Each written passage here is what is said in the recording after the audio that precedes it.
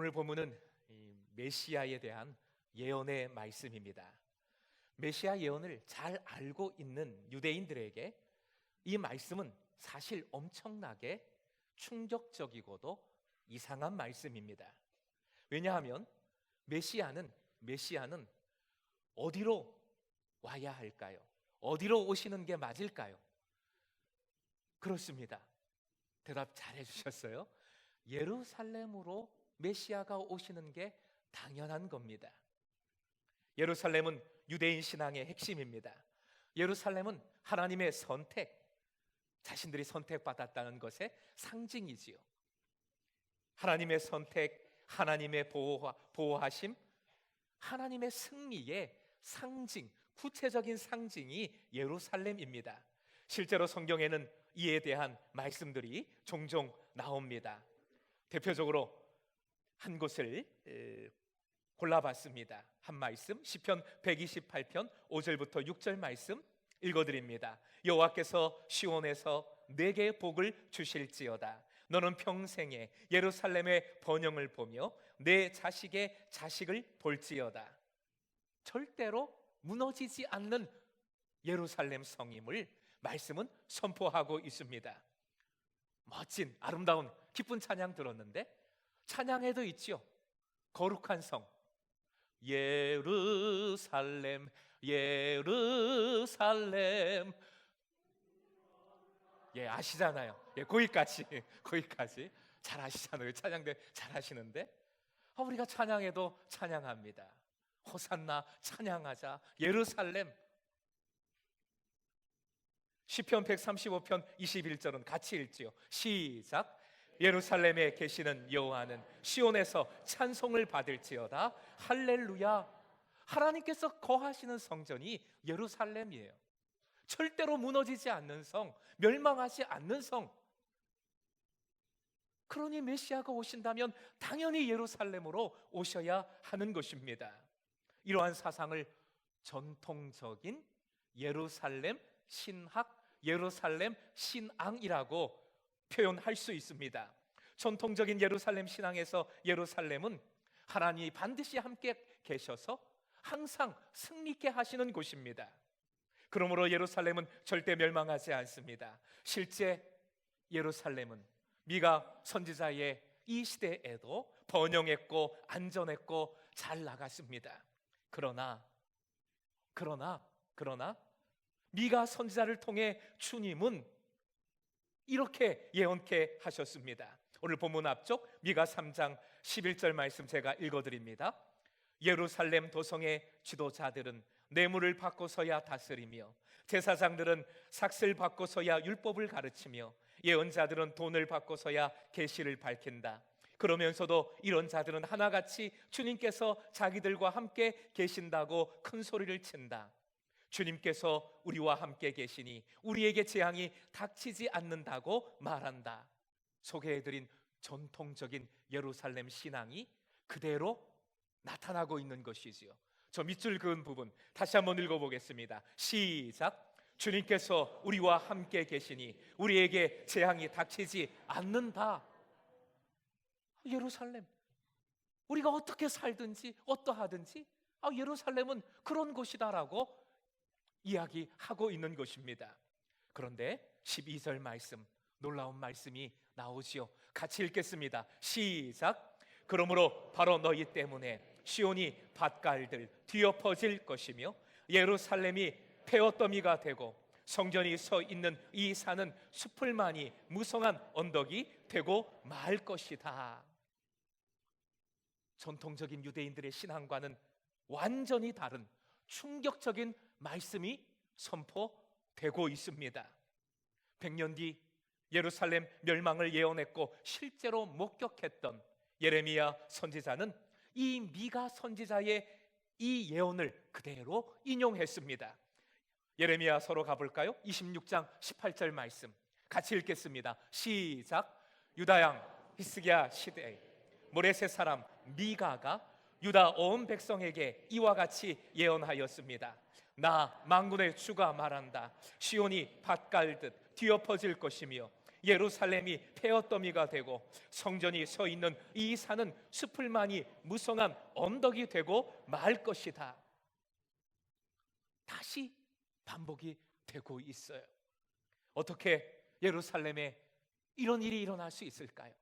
분명히 주님께서 함께하고 계시는 성이라고 말씀해 주셨는데, 굳건히 예루살렘은 결코 무너지지 않는다고 믿고 있었는데, 어떻게 예루살렘이 폐허더미가 되는 일이 일어나게 된 것일까요? 예루살렘 자체가 중요한 것이 아닙니다. 예루살렘 자체가 거기에 뭐가 있는 것이 아닙니다. 예루살렘이 하나님의 뜻대로 사는 것이 중요합니다. 예루살렘이라 할지라도 하나님 뜻대로 살지 않으면 멸망하게 되는 것입니다. 교회 자체가 중요한 것이 아닙니다. 교회가 그리스도의 참 공동체, 제자인 것이 중요한 것이지요. 미가 선지자 당시 예루살렘은 세상적으로는 풍요로웠습니다. 그런데 하나님 앞에서는 완전히 달랐지요.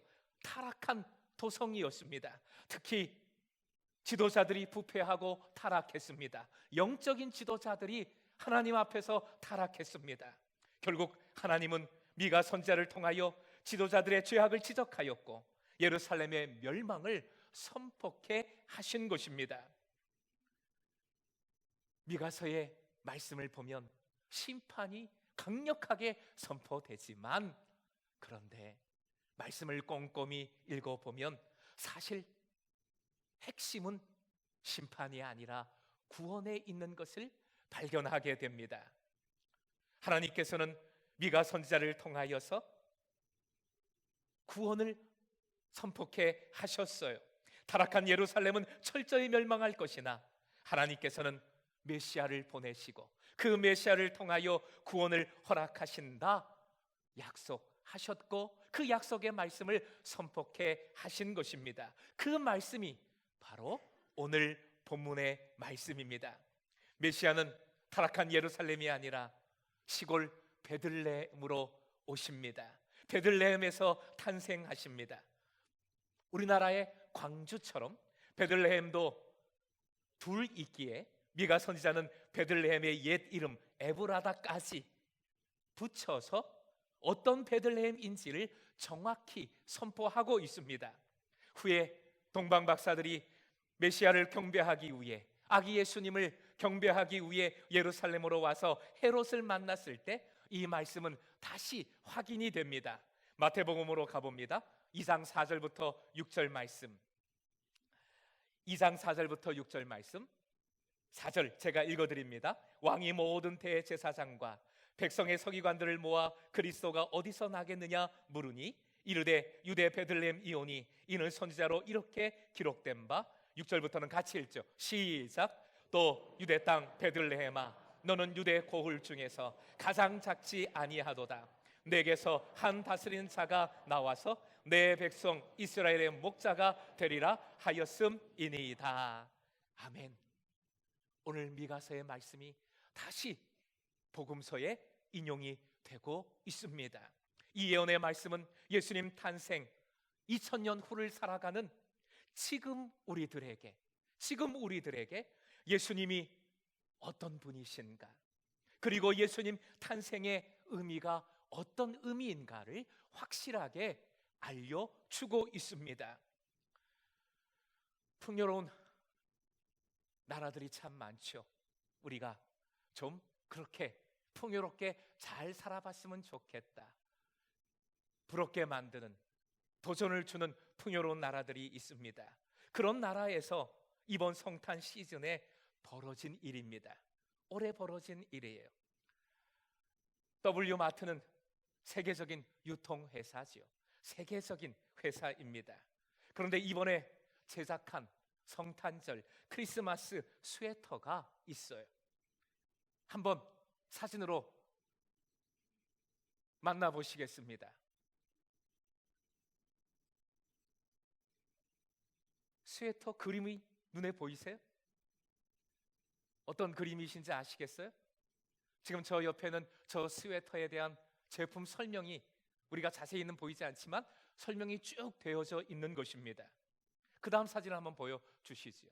모델이 입고 있는 사진 조금 더 확대했어요. 제품 설명에 의하면 한마디로, 우리 자녀들도 있어서 좀 그렇지만 산타는 콜롬비아산 마약을 좋아한다라는 것입니다.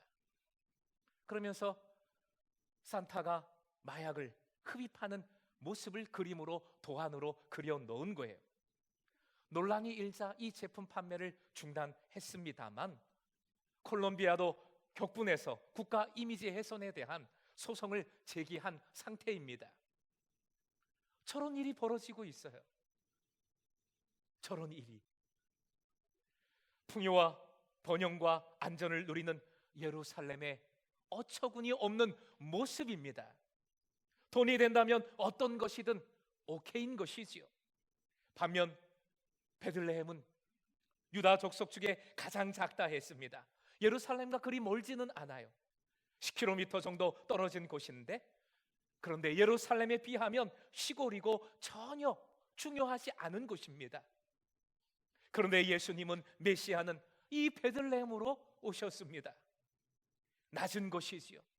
관심도 없는 곳, 중요하지 않은 곳, 이 낮은 곳에 사는 낮은 자들의 목자가 되어 주시고 전쟁을 종식시키사 평강을 허락하여 주신다, 오늘 본문에 약속하고 있습니다.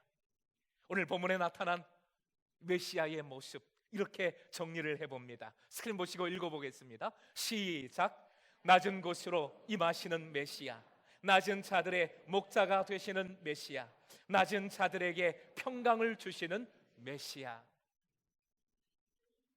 반면 하나님의 성 예루살렘은 사실 하나님의 도성으로서 모든 종교 지도자들과 모든 잘 나가는 사람들이 살아가는 곳으로서 하나님께 예배를 잘 드리고 있었어요. 겉으로 보기에는 적어도 예배를 잘 드리고 있었습니다. 돈도 많이 들여서 겉으로 보기에 멋지게, 겉으로 보기에 은혜롭게 제사를 잘 드렸던 것이지요. 그런데 미가 선지자는 이 예배가 진실이 하나도 없는 외식과 가식에 불과한 것이라 엄하게 지적하고 있습니다. 그리고 이 형식적인 믿음, 껍데기만 남은 신앙을 하나님께서 얼마나 싫어하시는지를 강력하게 미가서를 통해 경고하고 있습니다. 그리고 우리가 잘 아는 정말 유명한 말씀이지요. 믿음의 중심에 대한 말씀을 이 경고 후에 선포하고 있습니다. 미가서 6장 6절에서 8절 말씀 제가 먼저 읽어드립니다. 내가 무엇을 가지고 여호와 앞에 나아가며 높으신 하나님께 경배할까? 내가 번제물로 일련된 송아지를 가지고 그 앞에 나아갈까? 여호와께서 천천의 순양이나 만만의 강물 같은 기름을 기뻐하실까? 내 허물을 위하여 내 맏아들을 내 영혼의 죄로 말미암아 내 몸의 열매를 드릴까? 8절 핵심적인 말씀이지요.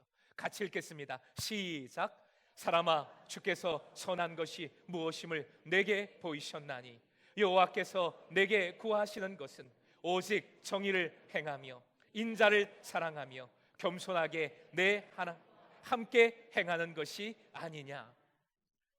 오직 주님의 정의를 행하는 것. 그리고 인자 뭡니까? 권사님 성함이 아니고 인자, 무슨 사람을 의미하는 것이 아니고 사랑이죠. 사랑. 주님의 용서해 주심, 자비하심, 주님의 사랑을 사랑하며 겸손하게 하나님과 함께 동행하는 삶, 바로 이것이 회복돼야 될 진실성이지요. 신앙의 중심입니다. 이것을 회복해야 됨을 선포하고 있는 것이지요. 믿음의 중심을 잃은 자들을 예루살렘에 살아가는 자들이라고 경고하고 있습니다. 반면에 믿음의 중심을 잃지 않은 자를 오늘 본문에서는 이렇게 표현을 하고 있어요. 따라해 주십시오. 남은 자. 한 번 더요. 남은 자. 미가서에서는 남은 자라는 이 용어가 강조되고 있습니다. 무려 이 짧은 성경에 6번이나 나오고 있어요. 강한 심판의 말씀이 미가서이지만 실은 하나님의 구원이 강조된다 말씀을 드렸는데, 그 강조의 구체적인 핵심이 남은 자입니다. 주님께서 심판하시지만 남은 자가 있다는 겁니다. 남은 자를 통하여서 주님께서는 새로운 하나님 나라를 이루어 가신다는 것이지요. 7절 말씀, 남은 자가 어떤 모습인지, 어떤 은혜를 누리는지 오늘 본문 7절 함께 읽겠습니다. 시작. 야곱의 남은 자는 많은 백성 가운데 있으리니 그들은 여호와께로부터 내리는 이슬 같고 풀 위에 내리는 단비 같아서 사람을 기다리지 아니하며 인생을 기다리지 아니할 것이며. 아멘. 우리 참된 예배자의 모습이 사람을 의지하지 않고 하나님만 의지하는 사람이다 했습니다. 똑같은 말씀이지요. 남은 자는 사람을 의지하지 않고, 군대도 의지하지 않고, 돈도 의지하지 않고, 다른 세상의 영광을 의지하지 않고 하나님만 의지하는 참된 예배자들이라고 말씀합니다. 예수님께서 오신 베들레헴은 세상적으로는 내보일 게 없는 낮고 허접한 곳이지만 하나님만을 의지하는 믿음의 땅이요, 믿음의 중심을 잃지 않은 자들, 남은 자들을 결국 베들레헴이 상징하고 의미하는 것입니다. 이 남은 자들을 오늘 본문 끝으로 가보면 사자같이 만드시고 그래서 반드시 승리를 주신다 약속하고 있습니다. 남은 자로 믿음의 사자같이 승리할 수 있는 여러분 되시길 주님의 이름으로 축복합니다. 사랑하는 예배자 여러분, 베들레헴, 사실 우리가 베들레헴 낮은 자들이지요. 베들레헴, 그 원어의 뜻을 따져보면 떡집입니다. 벳, 집이고 레헴, 떡이지요. 떡집입니다. 생명의 떡이 되신 예수님이 메시아로, 구원자로 우리에게 오셨습니다. 우린 이 생명의 떡을 믿음으로 먹어 생명을 누리는 자가 된 것입니다. 예수님으로 인하여 우리는 낮은 자이지만 남은 자가 된 줄로 믿습니다. 낮은 자이지만 남은 자입니다. 혹시 이 믿음이 아직 부족하거나 모자란 분이 이 예배의 자리에 있다 할지라도 이 예배에 오신 모든 분들이 이 성탄의 아기 예수님을 나에게 주신 하늘의 떡, 선물, 생명의 떡으로 믿고 받아들여 주님의 남은 자로 믿음으로 승리할 수 있기를 주님의 이름으로 축복합니다. 이제 기억하십시다. 베들레헴 떡집은 나만, 자기만 먹는 떡집이 아닙니다. 남은 자들은 자기만 먹고 자기 배만 불리는 자가 아니라 떡을 이웃과 나누는 자들입니다. 베들레헴이 또 다른 이름의 예루살렘이 되어서는 안 되겠다 하는 것이지요. 스크린 보시고 베들레헴의 의미 다시 한번 되새겨 봅니다. 시작. 베들레헴 떡을 나누라. 한 번 더요. 베들레헴 떡을 나누라. 베들레헴의 의미입니다. 참된 뜻입니다. 베들레헴 에브라다라고 표현하고 있습니다. 에브라다는 풍요라는 뜻입니다. 하나님의 방법은 떡을 나눌 때 줄어드는 것이 아니라, 내 것이 없어지고 줄어드는 것이 아니라 더 풍요롭게 해 주십니다. 믿으시면 아멘. 하나님의 방법입니다. 주님의 방법입니다. 또 한 번 이 찬양합니다. 찬양해 드릴게요. 사랑은 참으로 버리는 것 이상하다 동전 한 입 움켜잡으면 없어지고 쓰고 빌려주면 풍성해져 땅 위에 가득하네. 오, 사랑은, 예, 거기까지. 네. 예, 우리 나루들은 저게 뭔 노래요? 지금 하시는 얼굴인데 아주 어렸을 때 지휘학교에서 많이 불렀던 찬양이에요. 이상하죠? 세상 계산은 전혀 안 맞잖아요. 그죠? 나누면 줄어들어야 되는데, 그런데 생명의 떡이 되신 예수님은, 주님의 사랑은 나눌수록 졸아드는 것이 아니라 줄어드는 것이 아니라 더 풍성해지고 땅 위에 가득해져서 하나님 나라가 이루어진다는 그런 표현이고 고백입니다. 에브라다의 의미가 바로 이것이지요.